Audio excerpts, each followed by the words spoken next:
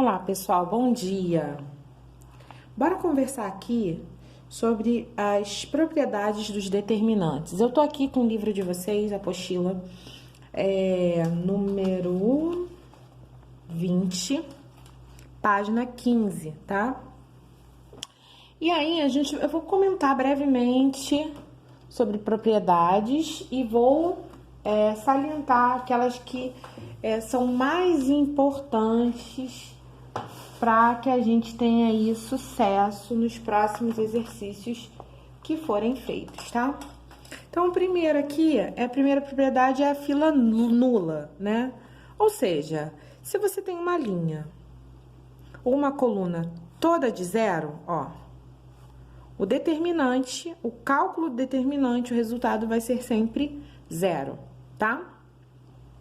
Segunda propriedade. Filas paralelas iguais. Ó, ou duas linhas paralelas iguais, ou duas colunas paralelas iguais, ó, com os números iguais, 8, 8, 11, 11, 22, 22, tá? Quando isso acontece, o meu determinante vai ser zero também, ok? Ah, professora, nesse caso, então, se cair no exercício, eu não preciso fazer cálculo, não. Você só vai justificar. Determinante igual a zero, pois... Pontinho, pontinho, pontinho. Você vai explicar, tá? Pois aplica-se a propriedade das filas paralelas iguais. Ou da fila nula. Fila é porque é ou coluna ou linha, tá? Tanto faz. Seguindo aqui, terceira propriedade. Aqui é a propriedade das filas paralelas. Então, outra propriedade envolvendo filas. Aqui, ó, repara aqui. A gente tem...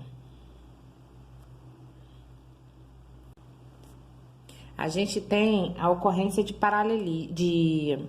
proporcionalidade. Como assim? Ó, se duas linhas forem proporcionais, os elementos, por exemplo, 12, 6, 20 para 10, 10 para 5, 26 para 13, se isso acontecer, porque elas são proporcionais, proporção é em 2, né?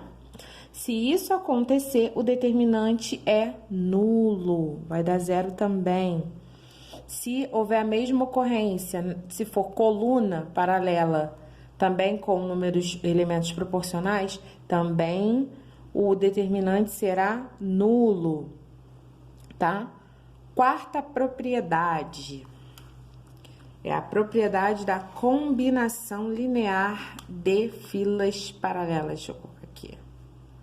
Bora lá.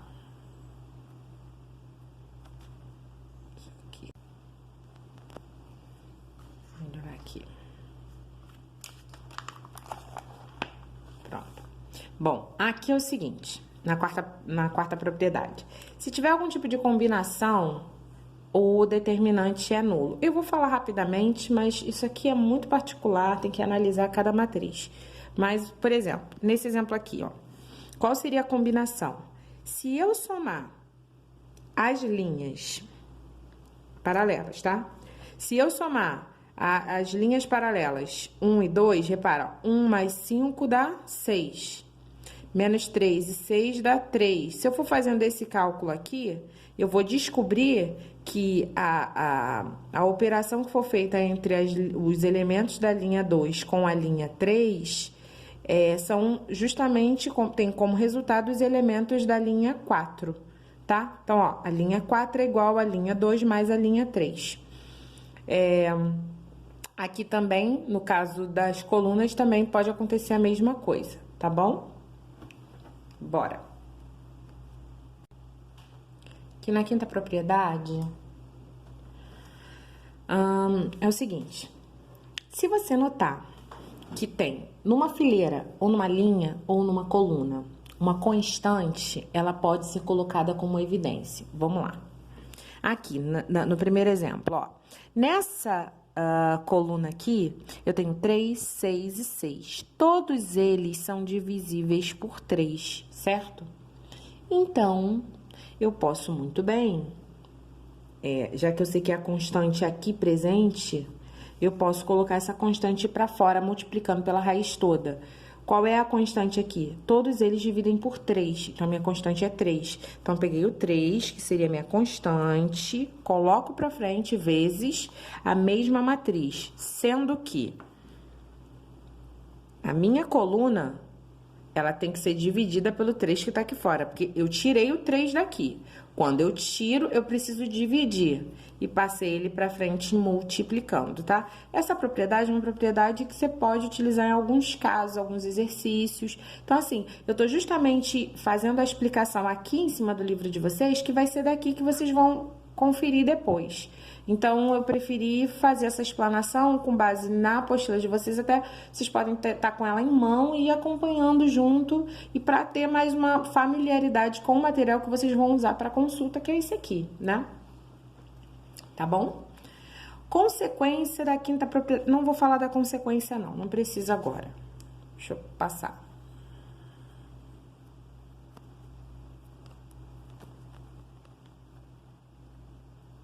Eu tento dar o pause, não vai, gente. Vamos.